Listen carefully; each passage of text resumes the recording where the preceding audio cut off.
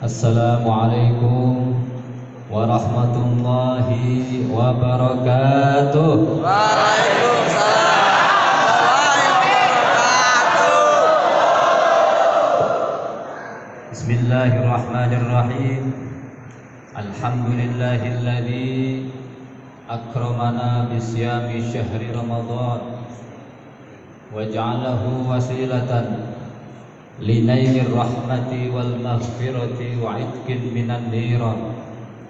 Wassalatu wassalamu ala sayyidina Muhammadin sallallahu alaihi wasallam afdalil insan wa ala alihi wa sahbihi alladzina tamassaku bis sunnati wal Qur'an. Amma ba'd.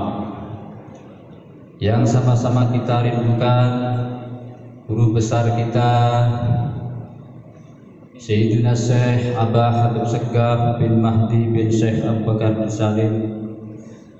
Semoga keberkahan beliau selalu menyertai kita semua selaku santri-santrinya. Amin amin ya rabbal alamin. Yang sama-sama kita muliakan guru besar kita Dr. Hajjah Umi Wahidah beserta keluarga. Kita doakan semoga beliau selalu dalam keadaan sehat walafiat, dimudahkan segala urusannya dan dikabulkan segala cita-citanya. Amin ya rabbal alamin. Yang sama-sama kita muliakan guru kita Habibun al-Mahbub Al-Habib Muhammad Waliullah wal Habib Hasan Ayatullah wal Habib Abdul Qadir wal Habib Habibullah wasyarifah Ruqayyah wasyarifah Radiyah. Semua keluarga dari Abah dan Umi kita doakan semoga selalu dalam keadaan panjang umur, dalam sehat walafiat, dan diberikan keberkahan baik di dunia maupun di akhirat. Amin amin ya rabbal alamin. Yang saya cintai para santri, santriwan dan santriwati yang alhamdulillah pada malam ini kita bisa berkumpul dalam rangka memperingati malam nuzulul Quran. Sebelumnya mohon izin Yang Mulia Umi, ini bukan saya sebenarnya ya, tapi karena amanat ya maka boleh buat dicoba. Jujur pertama kali di depan Yang Mulia Umi. Oleh karenanya nanti kalau banyak salah mohon dimaafkan.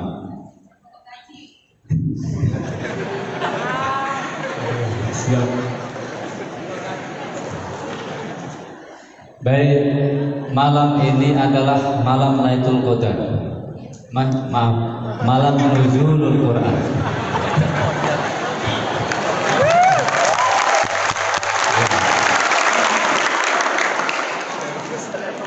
Kalau kita membaca surat Inna Anzalna ayat 1 kan jelas juga ya.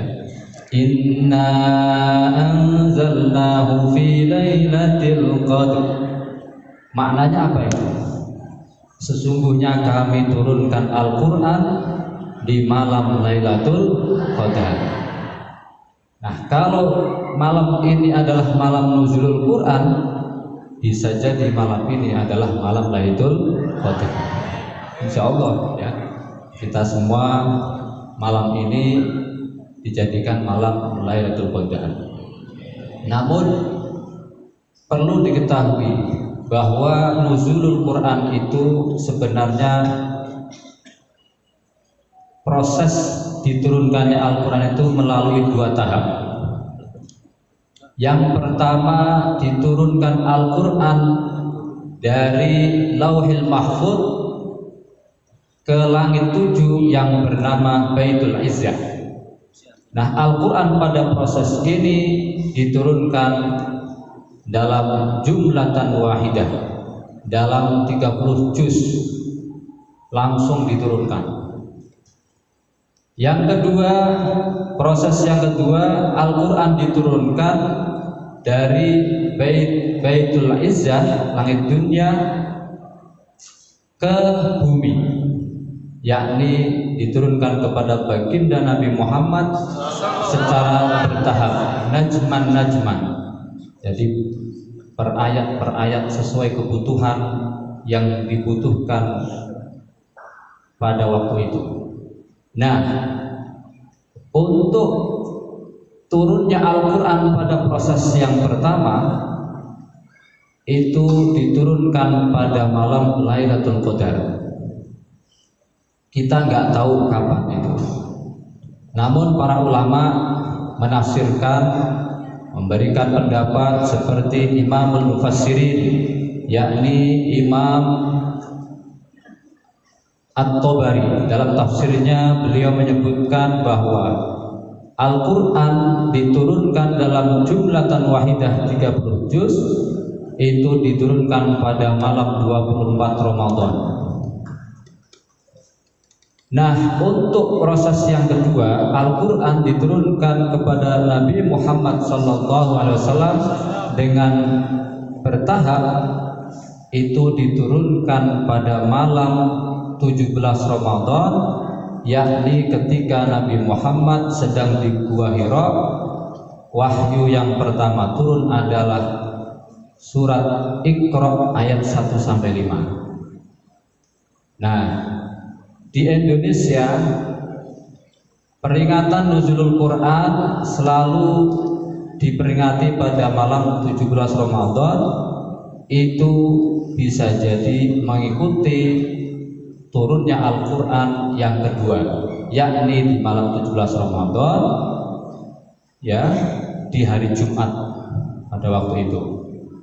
Nah, oleh karena itu pada malam ini kita memperingati supaya kita selalu ingat bahwa Al-Quran itu sangat-sangat agung. Buktinya diturunkan saja sampai 2 proses.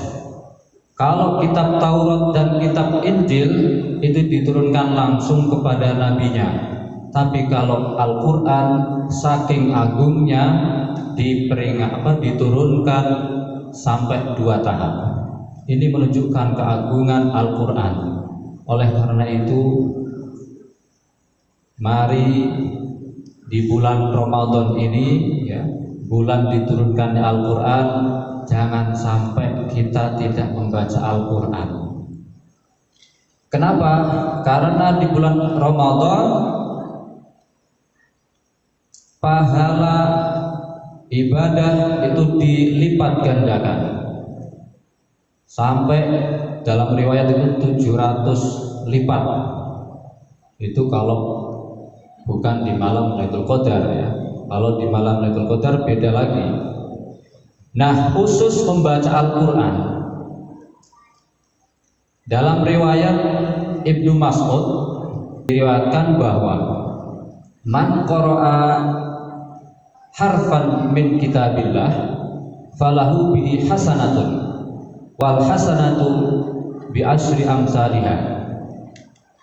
La aqulu alif lam mim harfun walakinnal alif harfun wal lamu harfun wal mimu harfun.